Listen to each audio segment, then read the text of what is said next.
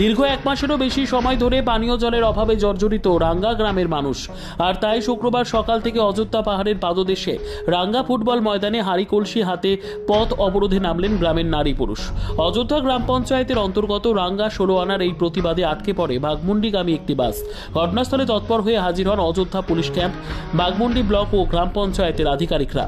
অবরোধকারীদের অভিযোগ, গ্রামে রয়েছে প্রায় 600টি পরিবার, কিন্তু দুটি সৌরচালিত পাম্প ও কয়েকটি নলকূপ দীর্ঘদিন ধরে বিকল অবস্থায় পড়ে আছে। পঞ্চায়েতে অভিযোগ জানানো হলেও তেমন কাজের কাজ কিছু হয়নি। কিছুদিন আগে এক মিস্ত্রি এসে সামান্য মেরামত করলেও বিকেলের পর থেকে আবার অচল হয়ে পড়ে জল সন্ধান। জল নয়, মেলে শুধু আশ্বাস। তাই বাধ্য হয়েই রাস্তায় নামতে হয় রাঙ্গা গ্রাম। জ্যাম করে আপনারা বিক্ষোভ দেখাচ্ছেন কি কারণে? আমাদের এখানে জাম করাটা জলের সমস্যা। কতদিন ধরে সে সমস্যা? প্রায় 1-1.5 মাস হয়ে গেল।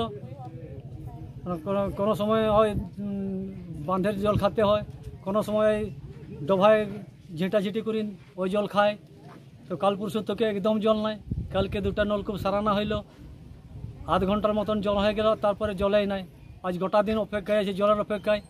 এর জন্য আমরা রোড আজকে জাম করেছি। পানীয় জলের সমস্যা কতদিন ধরে আপনাদের এই সমস্যায় পড়ে আছে?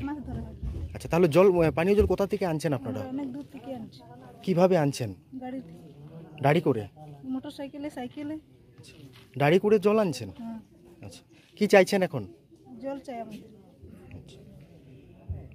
বিষয়টি কোথায় কোথায় জানিয়েছিলেন? জানিয়েছিলেন গ্রাম পঞ্চায়েত আছে, বাঘমুন্ডি ব্লক আছে, ওগুলোকে জানিয়েছি। তারা কি বলেছেন? ওরা বলছে আমরা মিস্ত্রিকে পাঠাচ্ছি।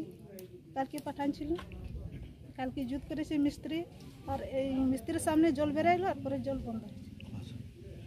এখন পানীয় জল চাইছেন মূলত? পানীয় জল চাইছে। কি নাম আপনার? বাড়ি? মানুষকে এমনকি অযোধ্যা গ্রাম পঞ্চায়েত অফিসেও তালা খুলতে দেননি তারা। শেষমেশ প্রায় 5 ঘন্টা পর ফের মিস্ত্রি এসে নলকূপ সরানোর কাজ শুরু করলে অবরোধ উঠে যায়। ধীরে ধীরে স্বাভাবিক হয় যান চলাচল। পানীয় জলের দাবিতে এই প্রতিবাদ যেন শুধুই এক গ্রামের নয়, গোটা অঞ্চলেরই দীর্ঘদিনের বঞ্চনার প্রতিফলন। সোমনাথ রায়ের report, news voice of Purulia.